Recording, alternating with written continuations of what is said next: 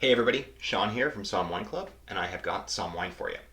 This is the 2020 Antonelli Trebium. This is a Trebbiano Spoletino from the region of Spoleto in Umbria in central Italy. This is part of the December 2022 Somm Wine Club box, as well as the other wine in our Italian Explorer holiday pack for this season. Now, you may be familiar with Trebbiano. Trebbiano, unfortunately, is a catch-all for a whole host of different varieties of white grapes that are grown in Italy and not in Italy, because Trebbiano Toscana, which is the most unfortunately famous of those Trebbianos, is also Uni Blanc in France, which is a grape that's better known for producing kind of uninteresting white wine and brandy. And Trebbiano Toscana, and a lot of the Trebbiano that's grown in Italy is just that. Very uninteresting, flat. It kind of sucks, honestly. It just is not very interesting, and it gives a bad name to other varieties that have the same name Trebbiano, like Trebbiano Abruzzese from Abruzzo, or Trebbiano Spoletino from Umbria. Now, 15 years ago, there was only 5 producers that were growing Trebbiano Spoletino. Antonelli was one of them. They were one of the first.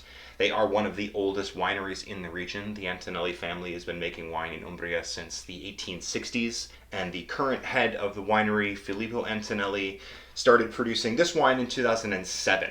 They produced 2 different Trebbiano Spoletino.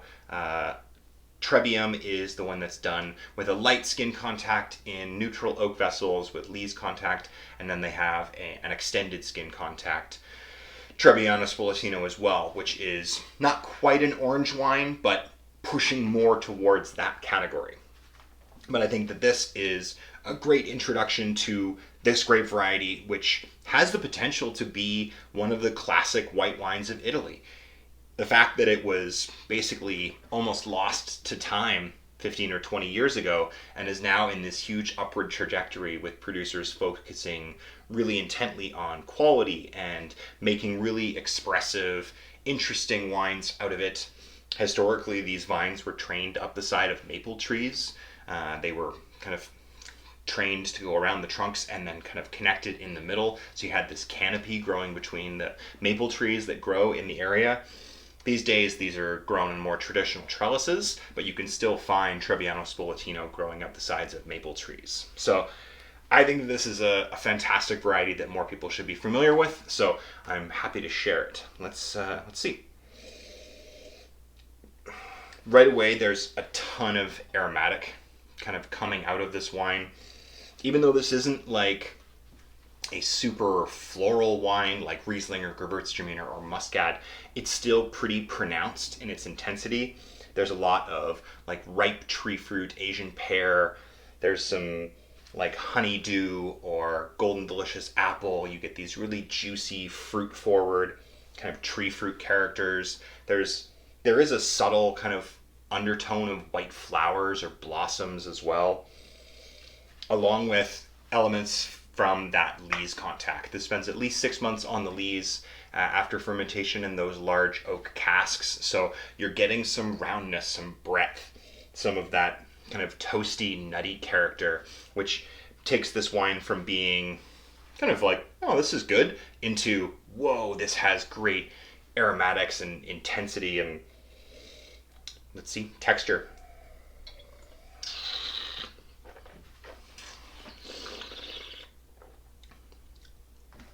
Yeah, like, oh, and the finish is awesome. Okay, so all about texture here.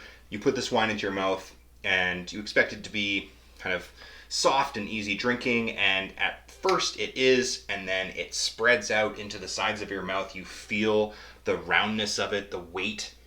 It's not creamy in the way that you expect a fuller bodied white to be, but it has a width and a density to it that is hard to put your thumb on. It's like really difficult to actually describe until you have it in your mouth. And then it finishes with this subtle bitterness.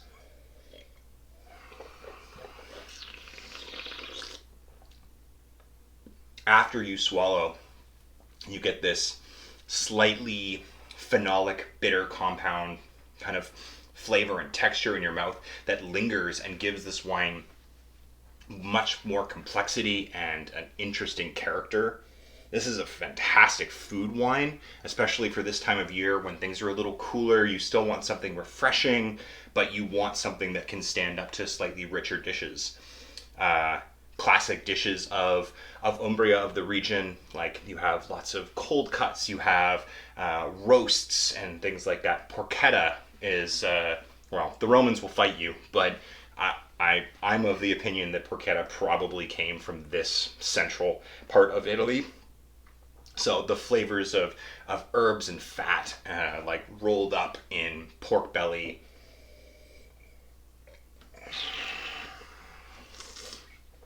This has acidity to cut through the richness of a dish like that, and flavor to stand up to the intensity of it.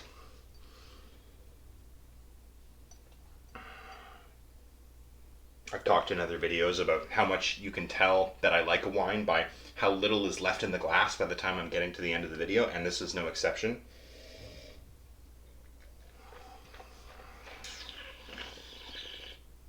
This is definitely a wine that needs food. I wouldn't say that this is a wine that you want to just sit down and drink by itself without having a meal. It really kind of calls out for some food to go with it. It's going to help to highlight some of the textural elements in the wine and also give it like a palate to play with. You want other things to be interacting with the wine rather than just having it by itself. This wine can also age. It has potential for a couple of years to show a little bit more honeyed character. This is still fairly young. It's a 2020 vintage, so 3 years probably it will do wonderful things to give it a little bit more nuttiness and bruised fruit and a slightly dried, kind of honeyed or toasty or waxy character that'll come out of this wine with time. But there's so much enjoyment in it now that no one's going to fault you for enjoying this right now.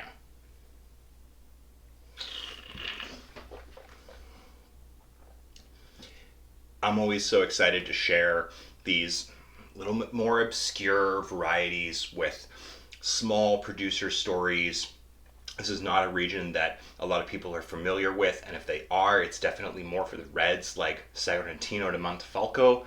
That's the classic red of the region, but like I said, you tuck into these tiny little corners and pockets of Italy where there's so many unique and native indigenous varieties. There's so much to discover, and so that's why I included this in the Italian Explorer pack for this month. I hope you all enjoy it. Thank you very much for being part of Somm Wine Club, and we will see you next time.